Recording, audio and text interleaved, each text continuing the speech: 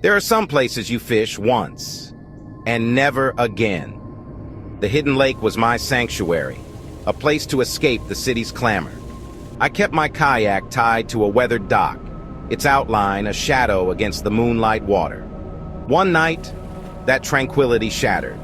A figure, cloaked in darkness, stood at the water's edge. They were dumping something into the lake, something that glistened under the moon, viscous and red.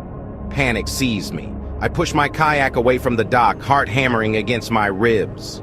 The figure fled, their footsteps swallowed by the night. Later that night, a knock at my door. A man, face etched with fear, stammering about a mistake. I shut the door. A mistake wasn't blood staining the water. A mistake wasn't the scraping sound outside my window at midnight. When a shadowed figure burst through my back door, I was ready. He didn't wait around, neither did I. The police report gathered dust, the questions unanswered.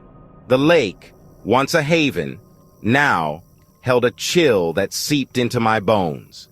I still craved the peace of the water, but I was wary. The vastness of the ocean terrified me. But smaller lakes, those still seemed safe. We were a seasoned crew. My uncles and cousins, veterans of countless fishing trips. The cove, nestled between towering cliffs, had always been a bounty. This trip, however, felt different. The air was heavy, a thick fog rolling in, clinging to everything like a shroud. Then, the clicking started. A rhythmic metallic sound echoing across the water, growing louder, more insistent. A guttural scream tore through the silence. Figures emerged from the fog, faces painted with ochre and ash, eyes blazing with primal fear. They were running, scrambling over the rocks, their voices a cacophony of terror. We didn't wait. My uncle gunned the engine, the boat a fragile shield against the unknown. The clicking grew fainter, the screams swallowed by the fog. We never spoke of what we saw, but the memory lingered, a chilling whisper in the back of our minds. After that, I swore off large bodies of water, but smaller lakes, those still seemed safe. It was a secluded lake this time, nestled high in the mountains, the kind of place that felt untouched, pristine. I was alone, enjoying the solitude when I saw them. 3 figures, silhouetted against the setting sun, their movements labored and somber. They were burying something. Curiosity gnawed at me. Later, under the cloak of darkness, I returned. My flashlight beam landed on a mound of freshly turned earth.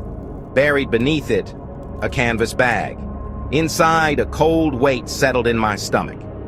A 9mm pistol, a set of keys with a faded university keychain, foreign coins, and a silver locket containing a picture of a young woman with laughing eyes. I knew then that the lake held more than fish. It held secrets, dark and heavy as the bag in my hands. The police came, dusted for prints, asked questions I couldn't answer. The lake remained silent, guarding its secrets. I thought I'd seen it all, but the ocean held a different kind of fear.